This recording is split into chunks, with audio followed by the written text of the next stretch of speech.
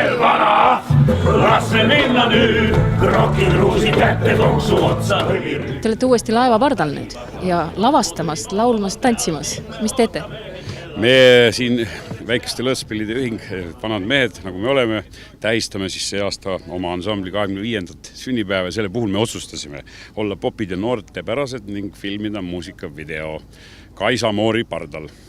Aga kuidas te ennast laeval tunnete? Pardal taas? Ja, mina tunnen ennast üsna koduselt.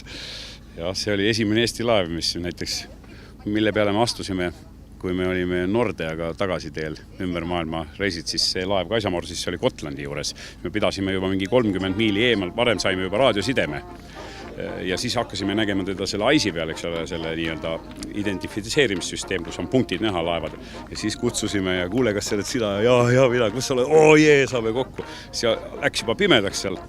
Ja siis saime seal Gotlandi ranniku ääres kokku ja köitsime pardad ja tulime siia peale. Siin olid kõik iluvõilevad, õlu, veel mingisugust kodumaist kraami, aise oli magus. Ja samasugune vaikne ilm oli nagu täna. Mul selle laevaga on mitu kena mälestust. Aga see laul, rääkige sellest ka paar sõna. See laul on tegelikult traditsiooniline meremeeste laul, selle nimi on Strike the Bell, löö kella. Ja seal on siis see on kaunis originaali lähedaselt tõlgitud ja see räägib siis seltskonnast meremeestest, kes on siis tüdinenud oma vahikorrast ja ootavad, et päästev kolmas kell nad laseks siis magama poisse. Ja see kolmas kell siis märkis 3 tunni möödumist. Tavaliselt vanasti peeti ka 4 tunni kaupa vahti, aga meil on kolmas kell, eks ole, siis 3 tunni kaupa, eks ole. 3 tunni oled juba vahis töötanud, rabanud, siis ausalt öeldes enam eriti ei viitsi, tahaks minna magama.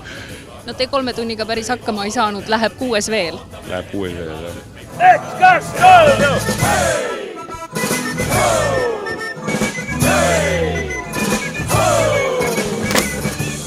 Marko Matvere, milline sõna iseloomustab teda? No siis tuleb kasutada eesti keele huvitavat kõla, et ilgelt äge või siis kuidas see teine sõna oli? Õudselt äge või? Ega muud ei oskagi öelda. See tähendab, et kogu aeg on nalja või? No eks tõsist elu on ikka ka. Tõsist elu ja töö rabamist ega see kerge ei ole, aga nalja ja naeru on ka. Tal on seda kuratlikult palju sellist visadust ja tahtejõudu, mis teeb nagu kohati kadedaks isegi, et vahest ma ise olen niisugune rohkem käega lööja, et ei saa, siis ei saa, aga tema nagu ei jäta oma jonni. Ta läheb lõpuni välja ja see on ka tema edu. Ma ütleks ka, et sihikindel ja töökas. Samas väga muhe kaaslane ja igav meil ju kunagi ei ole, nii et nälja saab kogu aeg. Tantsima õpetanud teid ja? Jah, see tantsuidee oli ka tegelikult Marko poolt ja minu meelest päris hästi välja pakutud.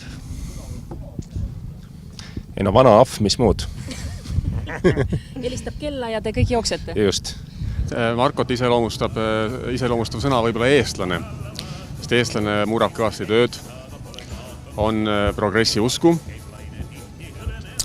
väga kiire.